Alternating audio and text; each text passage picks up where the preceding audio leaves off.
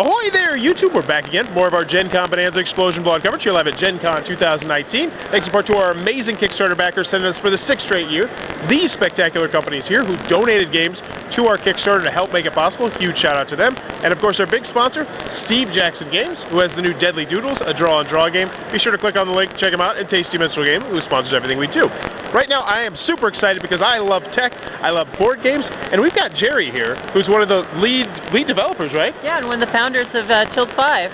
Yeah, Tilt 5, which you just talk all about this because it's way above my pay grade. So we're building an AR system for tabletop gamers specifically. So what we want to do is we want to take the best part of video games and combine that with the best parts of tabletop games. You know, when you play video games, you can save your game, you can play with your friends over long distances, you can have training sessions to learn how to play the game. You know, that's great parts of video games, but you miss something. You miss things that are in board games, so that sense of community, that human connection, playing with physical objects, and you don't get all of the immersive like graphics and sound. And so we're blending those together and making a system that allows you to do that with board games.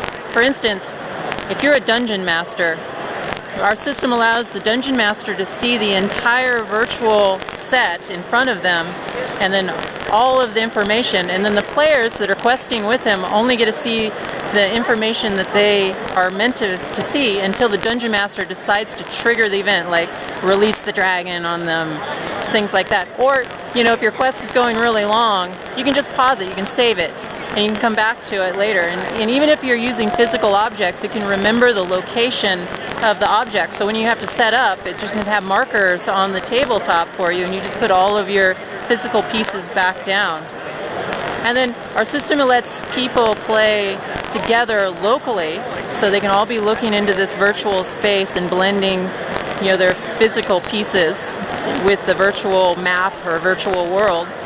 But you can also have people playing remotely. So if I put my virtual dragon down, they would show up as a hologram on the other side for someone that could be a million miles away.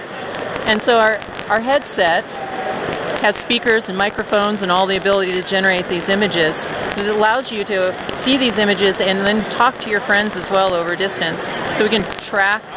Yeah, you can. That's so cool. Yeah, you can track your hand, and so you could be playing with your friends across the world, and you could point in, and they can see a virtual representation of your hand, and say like, "Let's go attack that village over here," and they would see a holographic version of your hand.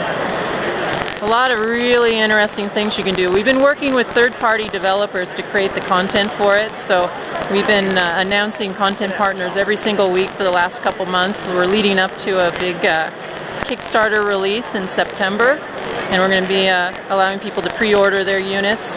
First units are going to be in December for the people that are ready to dog. Oh, wow. Yeah. Nice. Yeah, we have pre-production hardware now. We're working with a manufacturer. December, the people that are really brave, that want to dog food it right away and play with all the bugs, can get their hands on it. And then later, like Q1, late Q1, Q2, the big push of the units will go out.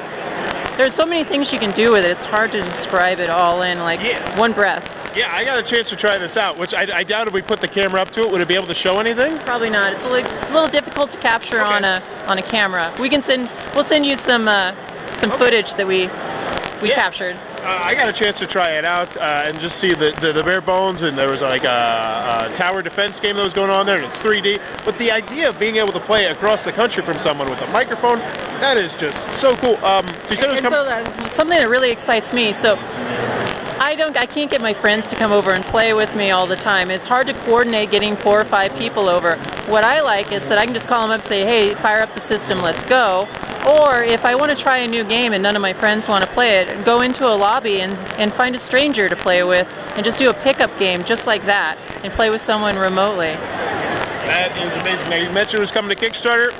Do you have a roundabout idea of what the price point's going to be? We're not announcing the price right now, but it's going to be lower than some of these standalone VR systems that are out there. Nice.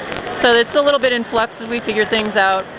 There's a discount if you're on our mailing list, so that's if you can get on the mailing list and participate a little bit early, there's a discount that way. And then we'll have an early bird special as well, so you can stack those. How do you get on the mailing list? So you go to www.tilt5.com, spelled out. All right. Thank you very much. very much, Jerry. That looks, I tried it out. It's really stinking cool.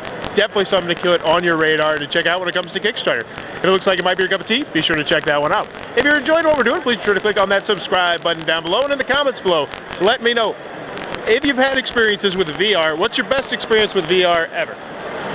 Oh, with mine? Yeah. Oh, let's see. I really liked, I mean, the music rhythm games are fun. Yeah. For like 10 minutes until you get sweaty and hot. Super Hot's pretty fun. Super Hot's pretty fun.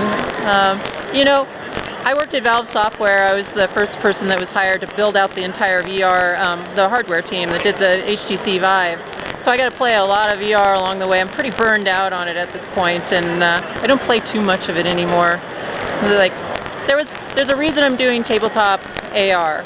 It's like, as we started looking at how people play, VR is so isolating. And I got really excited about bringing people together and having community around games. And VR doesn't do that for me. So I usually, my VR system, I have my HTC Vive system, and it sits there and collects dust most of the time. But every once in a while, I'll pull it out, play Beat Saber or something. I mean, personally, I did it was like this demo of the original Legend of Zelda, which was absolutely amazingly terrifying. You remember the original Legend of Zelda where you walk around with the sword? But you don't think about it when you're playing it, but you're the same size as all the monsters, so it becomes a survival horror game, where it's just like these absolutely terrifying creatures. Well, that's fun. And then like when you had one health, it starts dinging, and it was like ding ding, you're like, oh god, there's everything coming at me. It's awesome if you ever get a chance to try it. Well, let me know in the comments below. What's your best experience with VR? And as always, thanks for your time, YouTube.